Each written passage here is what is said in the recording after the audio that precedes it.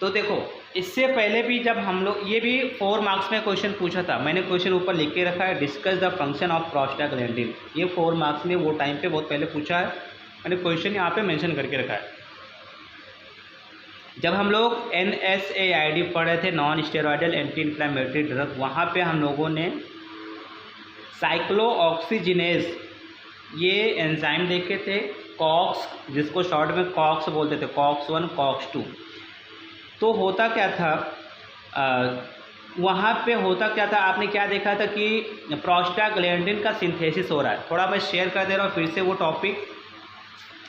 हाँ, NSAID के case में हम लोगों ने क्या देखा था कि NSAID and prostaglandin synthesis, page number 84। तो इस केस में देखो, जो फॉस्फोलिपिड पोर्शन था, सेल मेम्ब्रेन का फॉस्फोलिपिड पोर्शन होता है, वहाँ से कन्वर्ट होता है एरेकिडोनिक एसिड में। तो एरेकिडोनिक एसिड फिर वहाँ पे 2 एंजाइम होते हैं, कॉक्स 1 और कॉक्स 2। इनका नाम है साइक्लोऑक्सीजिनेज 1, साइक्लोऑक्सीजिनेज 2। ये क्या काम करते हैं, प्रोस्टाग्लैंडिन सिंथेसिस करते हैं। और अपने बॉडी में जितने ज़्यादा प्रोस्टाग्लैंडिन बनेगा उतने ही ज़्यादा इन्फ्लामेशन होगा। मैंने यहाँ पे लिख के भी रखा है, PG मतलब prostaglandin directly proportional to inflammation. मतलब कि अगर PG का लेवल जितने ज़्यादा बढ़ाओगे, प्रोस्टाग्लैंडिन जितना इंक्रीज़ करोगे, इन्फ्लामेशन, सोइलिंग, सूजन उतना ज़्यादा इंक्रीज़ करेगा। अब आ जाते हैं आज के टॉपिक पे, पेज नंबर 266 पे। Prostaglandin are long chain fatty acid. ये होते क्या है, ये फैट मतलब फैटी एसिड, फैट के बने होते हैं, ठीक है, कंटेनिंग साइक्लोपेंटीन रिंग। तो साइक्लोपेंटेन रिंग होता है, मतलब इनका जो अगर हम स्ट्रक्चर बनाएंगे तो इसमें 5 के रिंग में रहेंगे, बहुत सारे साइकिल के फॉर्म में रहते हैं, साइक्लोपेंटेन रिंग रहता है। और जिसमें मोर देन 2, मिनिमम 1 या मोर और भी ज़्यादा डबल बॉन्ड ज़्यादा रहते हैं। इसके लास्ट में जो सफिक्स वर्ड आता है उसको हम जिसको क्या लिख सकते हैं, PgF2। इस तरीके से हम इसको क्या कर सकते हैं, मतलब हम इसको रिप्रेजेंट करते हैं। ह्यूमन का जो सेमिनल फ्लूइड रहता है, सेमिनल फ्लूइड रहता है, वो रिचेस्ट सोर्सेस है किसका, प्रोस्टाग्लैंडिन का, ठीक है। सेमिनल जो फ्लूइड होता है वहाँ से क्या होता है, प्रोस्टाग्लैंडिन बहुत ज़्यादा रिलीज होता है। इसके अलावा ये और कहाँ पे प्रेजेंट रहते हैं, तो ये आइरिस होती है, हमारे आइज़ में जो आइरिस होती है, आइरिस के केस में, लंग्स के केस में, मेंस्ट्रुअल फ्लूइड होता है, पीरियड्स का जो फ्लूइड होता है उसमें भी प्रेजेंट रहता है, ब्रेन, थाइमस, मतलब बहुत सारे इसमें पार्ट्स दिए हुए हैं। आप 2-3 पार्ट्स ईजी वाले याद कर लेना। सिंथेसिस की बात देखो, अभी वही सिंथेसिस मैं दिखा रहा था इससे पहले स्क्रीन पे। तो सिंथेसिस क्या होता है, ऑल PGs मतलब all prostaglandin are synthesize from the arachidonic acid. अभी जस्ट मैंने रिलेट किया, वहाँ पे जाकर के वो देख लेना। Enzyme involve in the cyclooxygenase, cyclooxygenase जिसको कॉक्स कहते हैं। Enzyme COX is found in many tissue.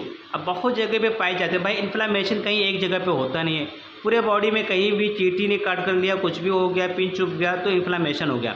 तो वही बता रहे हैं, मेनी टिश्यूज़ में, ब्लड वेसल्स में, किडनी, स्टमक, प्लेटलेट, बहुत सारे पाए जाते हैं। COX is enzyme responsible for the biosynthesis of various PG। तो कॉक्स ही रिस्पॉन्सिबल है, ठीक है। अगर ये कॉक्स को ब्लॉक कर दो तो PG बनेगा नहीं। PGs मतलब प्रोस्टाग्लैंडिन। और इसमें कुछ टाइप्स दिए हुए हैं, इसका कुछ ऐसे याद रखो आप, PGS, PGs मतलब PGE2, PGF अल्फा, PGI2, मतलब जैसे हम लोग विटामिन याद करते हैं, vitamin A B C D, ऐसे इसमें E2 F2 ऐसे सब लिख करके याद करना है। अब हम क्या करेंगे, इसका फार्माकोलॉजिकल एक्शन देख लेते हैं।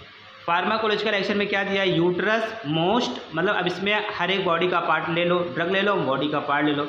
तो most prostaglandin stimulate human myometrium. जो मायोमेट्रियम होता है, यूट्रस की जो मिडल लाइनिंग होती है, मिडल लेयर होती है, उसको मायोमेट्रियम बोलते हैं, ठीक है। तो उसको स्टिमुलेट करेगा। PGE2 टाइप का जो है और F2 अल्फा, ये क्या करता है, tone and amplitude of uterine contraction. कहने का मतलब है कि हमारे यूट्रस को कॉन्ट्रैक्ट करने में हेल्प करता है। यूट्रस कॉन्ट्रैक्ट होगा तो जिसकी वजह से क्या होता है, बेबी का जो बर्थ होता है उसमें हेल्प होता है, ठीक है। ये सिम्टम्स भी होता है कि हाँ यूट्रस अगर कॉन्ट्रैक्ट नहीं हुआ, यूट्रस में पेन नहीं होता तो पता ही नहीं चलता है, ठीक है।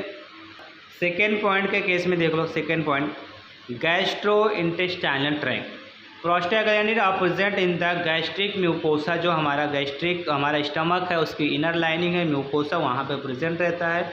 इसमें जो टाइप ई वाला टाइप है और आई का टाइप है, ठीक है, ये क्या करता है, रिड्यूस करता है एसिड सिक्रीशन। कहने का मतलब ये है कि अगर ये प्रोस्टाग्लैंडिन ज़्यादा सिक्रीट हो रहा है तो एसिडिटी को क्या करेगा, ये कम करेगा, रिड्यूस करेगा, ठीक है, एसिडिटी लेवल को कम करेगा अपने बॉडी से। कार्डियोवास्कुलर सिस्टम में जो D2, ऐसे याद रखो, D2, E2, I2, ये क्या करता है, वाइसोडाइलेशन। कहने का मतलब ये है कि ये भी क्या करेगा, ब्लड प्रेशर को लो करेगा। भाई ब्लड प्रेशर को क्या करे, ये डायलेट कर दे रहा, ठीक है, डायलेट करेगा तो क्या होगा, ये लो करेगा। F2 अल्फा ये थोड़ा अलग काम करता है, कॉन्स्ट्रिक्ट करता है पल्मोनरी आर्टरीज एंड वेन को। तो ये अगर F2 अल्फा वाला रिलीज़ हुआ तो ये हाई करेगा, ठीक है, बाकी का जो I2, E2 और D2 ये क्या करेगा, लो करेगा। नेक्स्ट पॉइंट है प्लेटलेट्स पे क्या इफेक्ट डालेगा। तो अगर I2 वाले की बात कर रहे हैं यहाँ पे, इनहिबिट करता है प्लेटलेट्स एग्रीगेशन। कहने का मतलब ये है कि क्लॉटिंग को ये रोकता है, क्लॉटिंग को रोकता है, ठीक है भाई। तो इसीलिए क्या होता है, कहने का मतलब ये है, इसका मीनिंग ये कि ब्लड थिनर का काम करता है। प्लेटलेट्स एग्रीगेशन नहीं होगा तो ब्लड क्लॉट नहीं होगा, कहीं थक्का नहीं जमेगा, तो इस तरीके से थिनर का काम कर रहा है। आई के केस में क्या करता है, ये इंट्राओकुलर प्रेशर को क्या करता है, ये डिक्रीज करता है। आई का जो प्रेशर होता है, फ्लूइड भर जाता है तो फ्लूइड के डिपोजिशन को रोक देता है। सेक्सुअल डिसफंक्शन E2 याद रखो, E1 क्या करेगा, useful in the treatment of erectile dysfunction. अगर जो पेनिस है, पेनिस में क्या हो गया, प्रॉब्लम हो गया है, इरेक्शन नहीं हो रहा, तो क्या करेगा, इसको E1 रिलीज होता है और क्या होता है, उसका इरेक्टाइल डिसफंक्शन है उसको क्या करता है, ये ट्रीट कर देता है। यूजेस के केस में देखो, एक एक लाइन में कितना इजी वे में यूजेस लिखा हुआ है। टू इंड्यूस एबॉर्शन के केस में ये यूज़ होता है। तो अगर पूरा वर्ड आपको नहीं याद आता, आप एबॉर्शन याद कर लो। टू इंड्यूस लेबर मीन्स क्या होता है, जो बेबी का बर्थ होता है, अभी बताया हूँ, तो पेन होता है, यूट्रस का कॉन्ट्रैक्शन होता है, तो यूट्रस कॉन्ट्रैक्शन होता है, उसी को क्या बोलते हैं, लेबर, ठीक है, और पेन जो होता है लेबर पेन उसको बोलते हैं। तो इस तरीके से लेबर को इंक्रीज करता है। टू कंट्रोल पोस्टमार्टम हेमरेज, तो पोस्टमार्टम आप याद रखोगे यहाँ पे। टू प्रिवेंट प्लेटलेट्स एग्रीगेशन, तो एग्रीगेशन वर्ड याद रखो, मतलब जो अभी पढ़ के आओ सेम वही चीज़ रिपीटेड है। ओपन एंगल ग्लोकोमा, तो ग्लोकोमा में दो एंगल होता है, एक ओपन एंगल, एक क्लोज एंगल। तो एंगल ये वर्ड यहाँ पे कोड बना करके यहाँ पे दिया हुआ एंगल, मतलब उसमें भी ये यूज़ कर सकते हो। ग्लोकोमा 2 टाइप का होता है, एक ओपन एंगल, एक क्लोज एंगल। और ये भी क्या होता है, किसकी वजह से बताया था, आइरिस की वजह से होता है। तो आइरिस अगर क्या होता है, आइरिस यहाँ पे अगर मैं रफली डायग्राम बनाऊँ आप लोगों को दिखाऊँ, तो अगर सपोज़ ये आई बॉल, थोड़ा सा मैं यहाँ पे बना दे रहा हूँ, पेन से यूज़ कर दे रहा हूँ।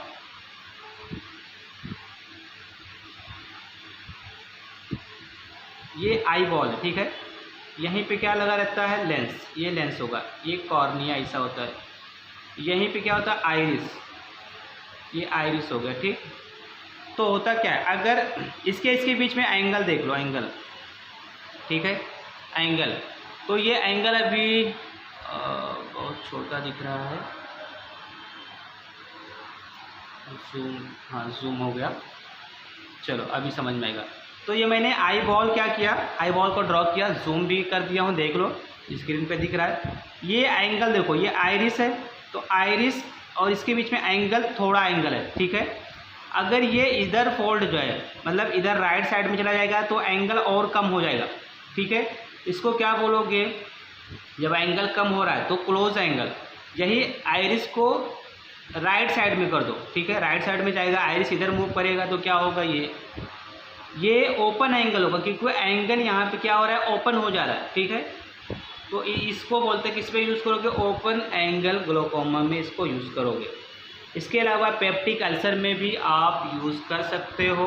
पेप्टिक अल्सर क्या दिया हुआ है यहाँ पे, पेप्टिक अल्सर भी दिया हो, तो आप क्या कर सकते हो, इसको पेप्टिक अल्सर में भी यूज़ कर सकते हो। आई थिंक सबको क्लियर हो गया होगा।